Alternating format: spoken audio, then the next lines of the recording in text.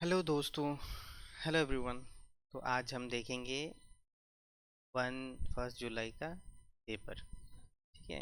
और क्वेश्चन भी सॉल्व करेंगे प्रीलिम्स का।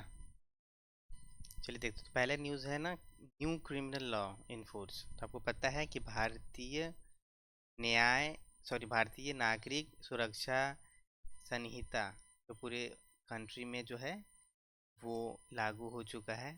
ठीक है। तो ये जो रिप्लेस कर रही है वो आईपीसी और सीआरपीसी। और थर्ड जो रिप्लेस कर रही है वो कर रही है इंडियन एविडेंस एक्ट को। ठीक है। ये 3 एक्ट जो है ये रिप्लेस कर रही हैं। तो बहुत सारा जो है इसका इशू है। बहुत सारे जो लॉयर ऑर्गेनाइजेशन है या एसोसिएशन है वो कह रही हैं कि थोड़ा सा हार्श पनिशमेंट है और बेल मिलना भी थोड़ा मुश्किल कर दिया है पहले से। तो वो तो आगे पता चलेगा कि ये जो है कितना सक्सेसफुल रहेगा या कितना जो है इसमें अमेंडमेंट चेंजेस लाने की ज़रूरत पड़ेगी। चलिए देखते हैं।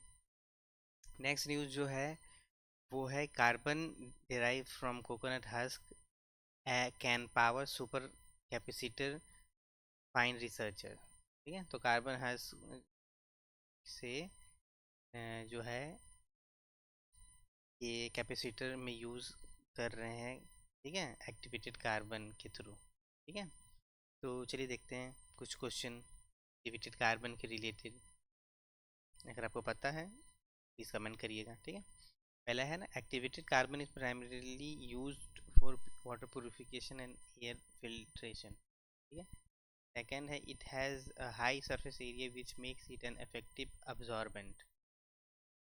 थर्ड है, activated carbon is produce by heating carbon rich material in the presence of oxygen. ठीक है।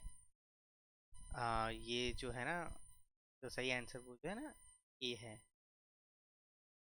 फर्स्ट एंड सेकंड दोनों सही है। ये प्रेजेंस में नहीं, एब्सेंस में जो है तो हीट किया जाता है। ठीक है। दूसरा जो क्वेश्चन है एक्टिव एप्लीकेशन पे, चलिए देखते हैं। ठीक है। एप्लीकेशन पे है एक्टिवेटेड कार्बन के। तो पहला है removal of impurities in water treatment plant. दूसरा है air purification in industrial and residential setting. Third है गोल्ड एक्सट्रैक्शन इन माइनिंग। और फोर्थ है डी कैफिनेशन ऑफ कॉफ़ी। ठीक है।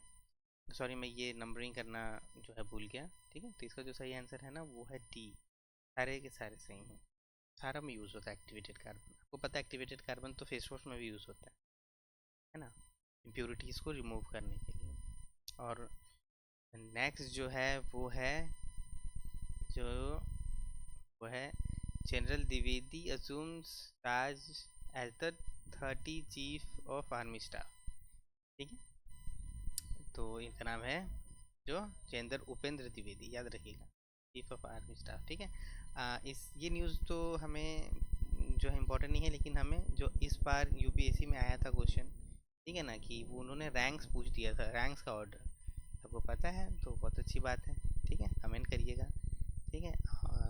और ये जो असेंडिंग से ऑर्डर में लगाना है, तो ये जो सही आंसर है ना इसका वो है लेफ्टिनेंट, कैप्टन, फिर मेजर, फिर कर्नल।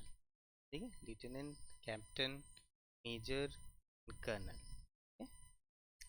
नेक्स्ट जो न्यूज़ है वो है Modi visit to Moscow timely. ठीक है। मोदी जी रशिया गए हैं। ठीक है। हमारा बहुत अच्छा रिलेशन है रशिया से।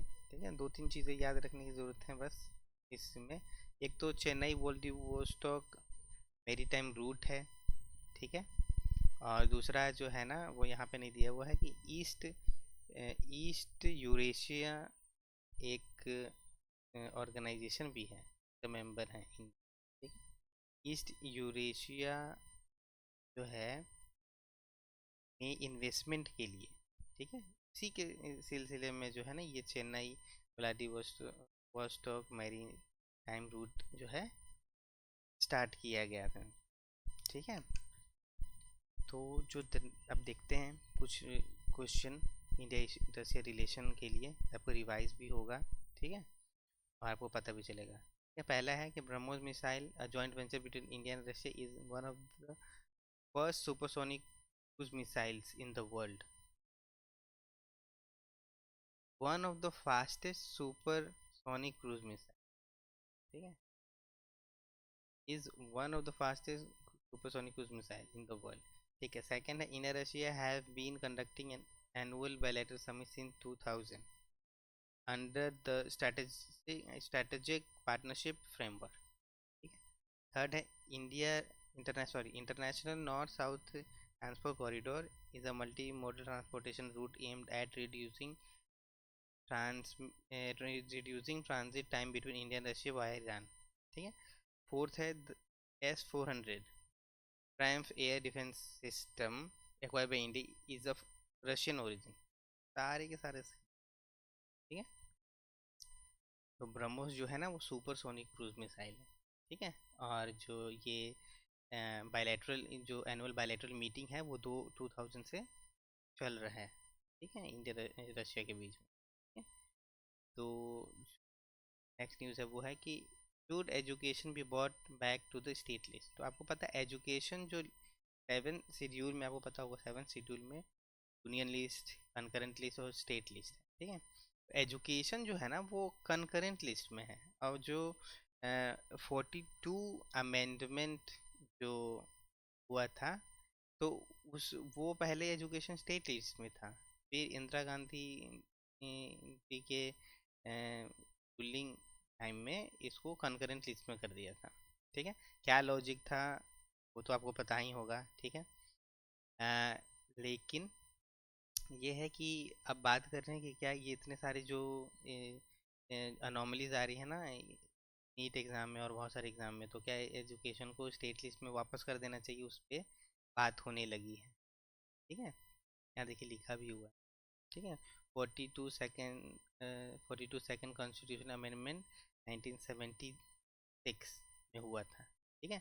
और जनता पार्टी की गवर्नमेंट में, मोरारजी देसाई की गवर्नमेंट में बहुत सारे जो अमेंडमेंट इंदिरा गांधी जी ने की उसको रिवर्स भी किया, लेकिन ये जो एजुकेशन को है ना इन्होंने भी मतलब टच नहीं किया, ठीक है। इन्होंने भी वापस स्टेट लिस्ट में करने की बात नहीं की, क्योंकि आपको पता है एजुकेशन जो है ना वो एक नेशन बिल्डिंग के लिए ज़रूरत होता है, ठीक है, माइंड यंग माइंड्स को शार्प करने के लिए, मोल्ड करने के लिए, तो इसी के लिए शायद ये इसमें। पर आपको क्या लगता है कि उसको स्टेट लिस्ट में वापस कर देना चाहिए कि नहीं, कमेंट जरूर करिएगा, ठीक है। जो नेक्स्ट जो है ना उससे रिलेटेड में क्वेश्चन देख लेते हैं, यूनियन लिस्ट का है ना, कौन सा आप कौन सा जो है यूनियन लिस्ट में है, ठीक है, एग्रीकल्चर, ये पुलिस, एजुकेशन या एटॉमिक एनर्जी, ठीक है। तो इसका जो सही आंसर जो है ना वो है एटॉमिक एनर्जी। जो भी नेशनल इम्पोर्टेंस की ज़रूरत होती है वो यूनियन लिस्ट में है, और जो जो स्टेट के लिए इम्पोर्टेंस होती है वो स्टेट लिस्ट में होती है ऑब्वियसली। तो एग्रीकल्चर जो है स्टेट लिस्ट में है, ठीक है। पुलिस जो है वो स्टेट लिस्ट में है, ठीक है। एजुकेशन जो है जो हमने देखा अभी वो कंकरेंट लिस्ट, ठीक है। तो आज के लिए बस इतना ही न्यूज़ था। इस चैनल को लाइक करिएगा और इस वीडियो को लाइक करिएगा और सब्सक्राइब करिए। Thank you, have a good day.